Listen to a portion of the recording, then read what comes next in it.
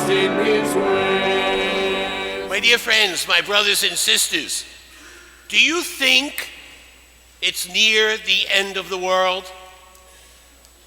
No? No?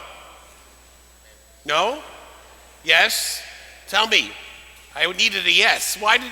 Tell me. Let's see, you don't want to ask it. I don't want to ask you, all right. It's interesting because if you really think about it, did you hear the readings? The first reading and the gospel were talking about the end of time and saying the end is near.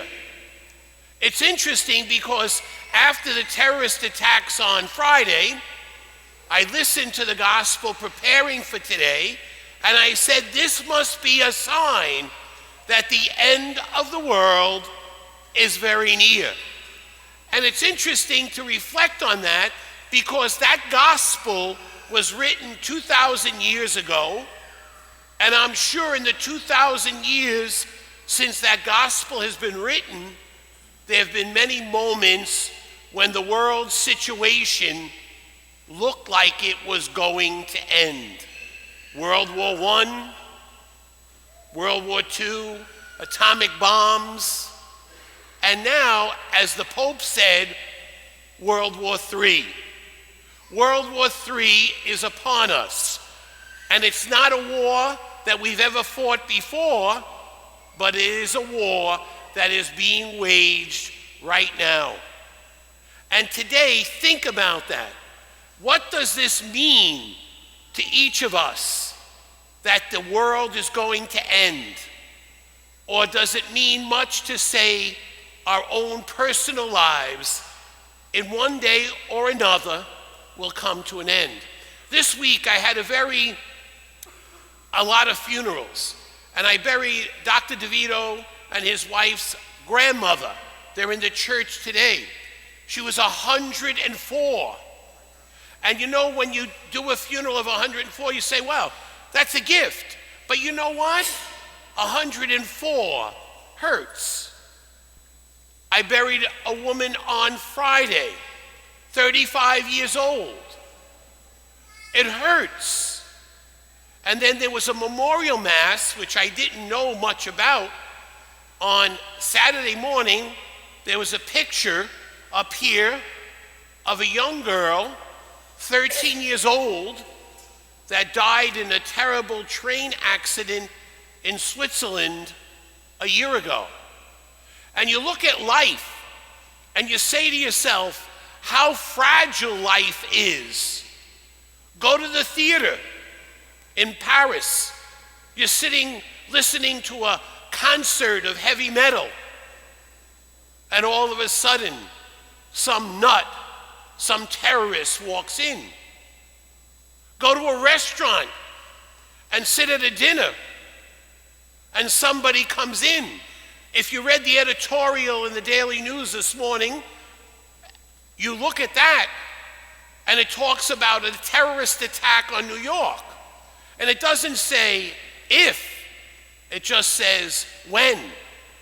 And it tells you a plot at Grand Central Station, St. Patrick's Cathedral, and there was one other place, I can't remember.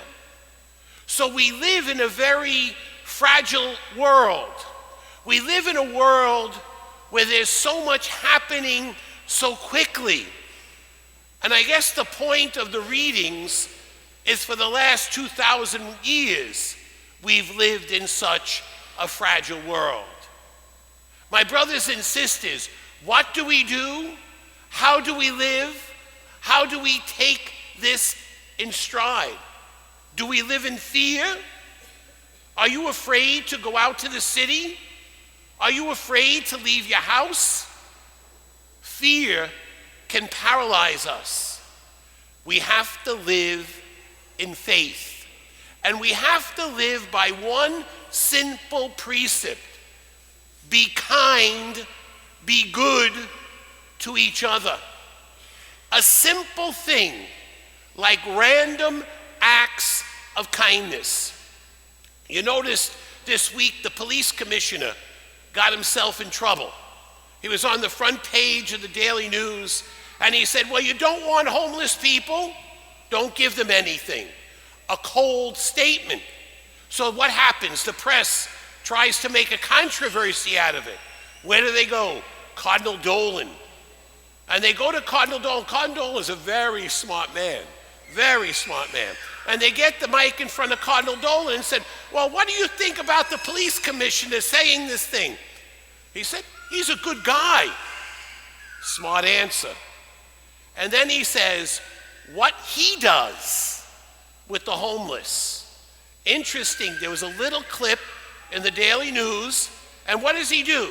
He keeps in his pocket $5 gift cards to McDonald's. And he keeps them in his pocket, $5 gift card to Starbucks, you get maybe a half a cup of coffee. But $5 gift cards to McDonald's. And when he sees someone that begs from him, he goes in his pocket and hands them a gift card. Or he said, I take them to a restaurant, it must be Fresco's right near the cathedral with Rosanna Scotto and her family. No, I don't think it's there. He takes them to a restaurant and he buys them a cup of coffee and a hamburger. A random act of kindness. And what the world needs now is indeed kindness toward each other. What the world needs now is each of us to care for and love each other. And if the end of the world happens to be tomorrow, or if the end of my life happens to be tomorrow, then indeed, when we stand before Jesus, he will say, come, you blessed by my Father. Inherit the kingdom prepared for you since the foundations of the world. For I was hungry and you gave me to eat. I was thirsty and you gave me to drink. I was a stranger and you welcomed me. You see over here, the Spanish community had a feast day. They had a big feast day yesterday. 2,000 people here last night in church. And they had a feast day of San Martin Caballero, St. Martin on the horse. Do you know the story of St. Martin? Look at that picture. It's a very interesting picture. The story of St. Martin, whose feast day is November 11th, is a simple story. St. Martin is riding into Tours, or Turin. And as he gets there, he sees a beggar. He sees a beggar at the gates of the city, shivering in the cold.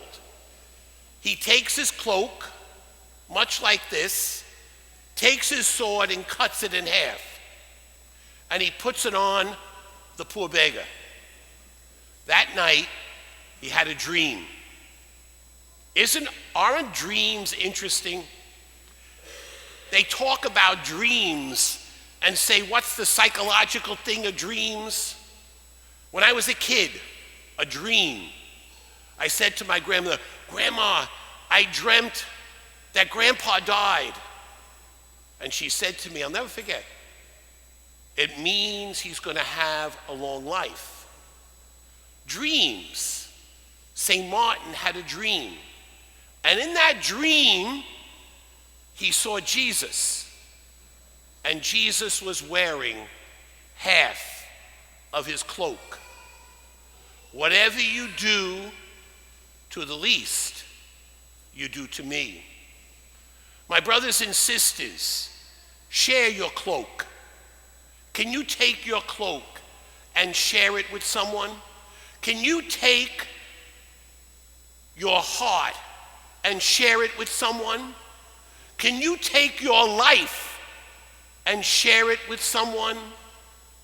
Today's gospel reminds us the end is near. You want to go to heaven? Everybody wants to go to heaven. Nobody wants to die. Amen.